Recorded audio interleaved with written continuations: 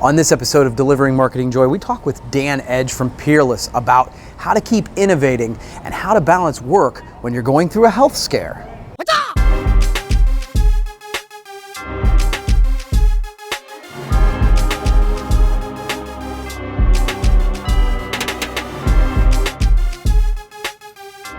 Hey there, and welcome to another edition of Delivering Marketing Joy. I am your host, Kirby Hasseman, and I am super pumped up today because I get to talk to my main man, Dan Edge. Dan is the National Sales Manager for Peerless. Dan, thanks so much for taking the time.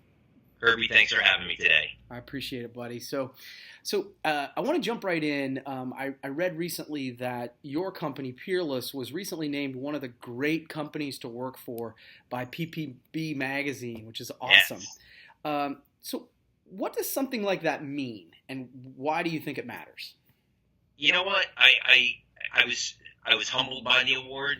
I think the most important thing about it was it gave us a nod internally that the environment we're trying to create for the employees that work here is working. We don't do a lot of crazy stuff, although I keep telling myself I'm going out and I'm bringing in a yoga instructor. We're going to do Monday morning yoga and meditation to prepare for the week. I love it. That is on the June agenda, so we'll check back and I'll let you know how that's going. Okay. But you know what? I really am a firm believer in a happy employee resonates to happy customers. Oh, yeah. Because I think as a customer, when you're calling a company, you can sense if they enjoy their job, if they're engaged in their job, and if they're not, it's a turnoff. Yeah. We have incredible, I've been at Peerless 20 years. Doesn't seem like it, but I have. And I can count 5 people in our customer service department that helped train me when I got here 20 years ago. So, the loyalty says a lot about the company. Obviously, I'm biased. I've been here a long time. I love it. And Gene, who's our owner, we run a pretty loose ship here. We don't run a tight ship, and sometimes that cannot work, and sometimes it does work. Fortunately, in our case, I think it does work. I know with my salespeople, I always kind of, tell them run your territory like it's your own little company. And I think the customer service people sort of take that on as well. They all do things their own little way, but it works for them. And if it works for them, it's working for the customers. And as long as quality and service are top priority, I'm good with it. Yeah, no, that makes a ton of sense. Culture is just so important. I think it's always been, but it's really become a topic, and I applaud you guys, and so congratulations. Yeah, it was fun. It was, like I said, you put yourself out there because one person nominated us, and I guess the way it works, they send out a questionnaire, and I think 70% of the employees have to fill it out to qualify. Wow. You don't know, and it's anonymous, so you don't know what they're going to come back with. So it's even better that you get the nod from PPB. So we were excited. Congrats. That's awesome. Thank you.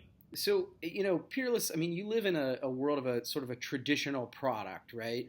And some people might look at that as a narrow product space, but it feels like innovation's still important. So how important is it to innovate, or is it? And if so, how do you do it?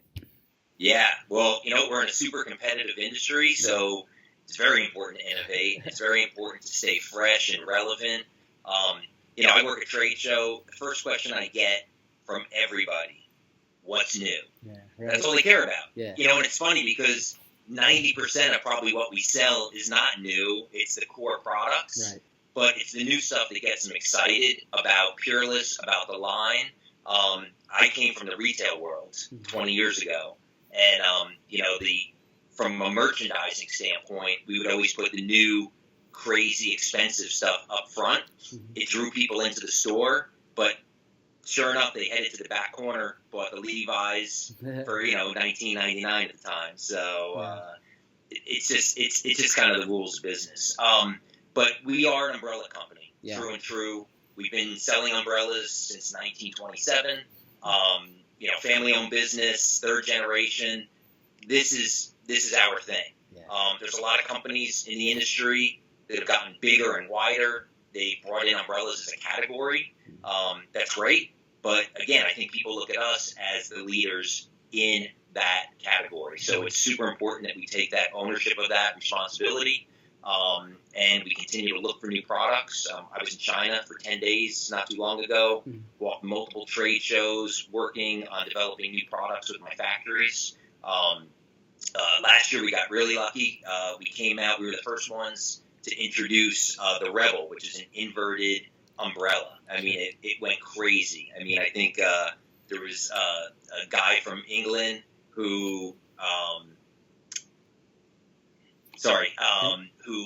had a video, had 2 million hits.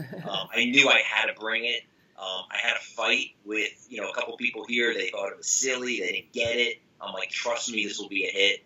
Sure enough, it was. A lot of people are now bringing it in, which is great.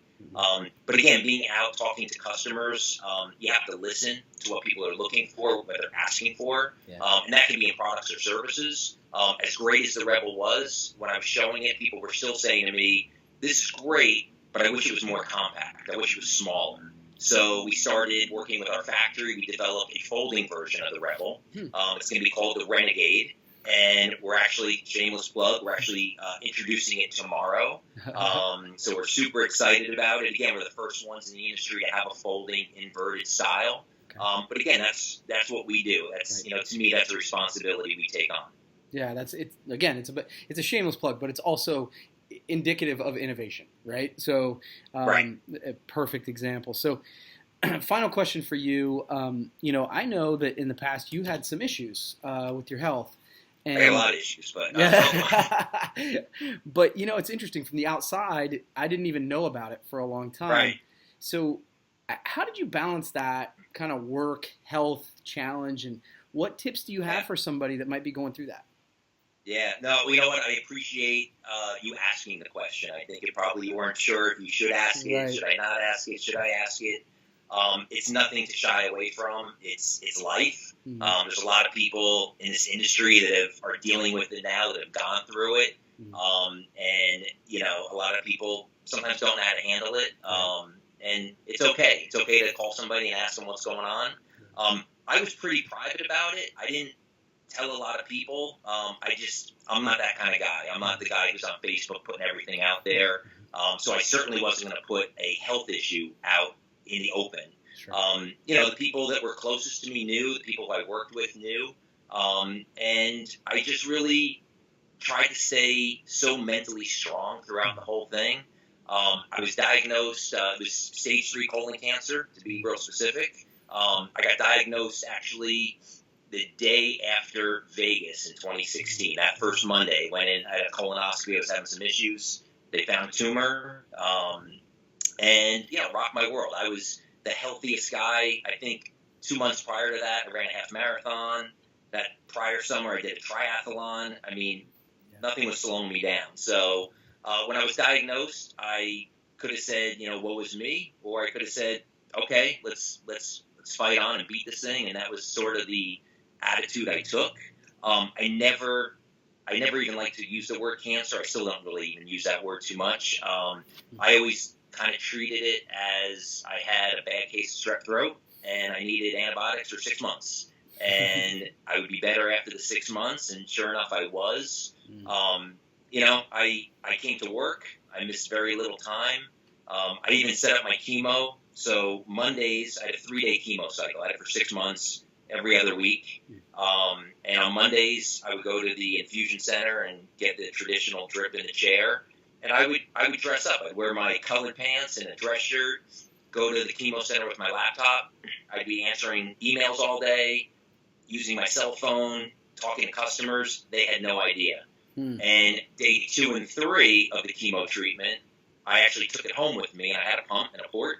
And I would come to the office. I would stick my chemo pack on my desk, and I would work. And I really said I just worked through it. And it was funny because customers would be calling me and, getting upset with me and yelling, "Oh, you're out of stock on that? How is that? How do you run a business that way?" And I'm just like, staying professional. I'm not sharing it. I'm like, let's keep it in perspective here. Yeah. So it helped me.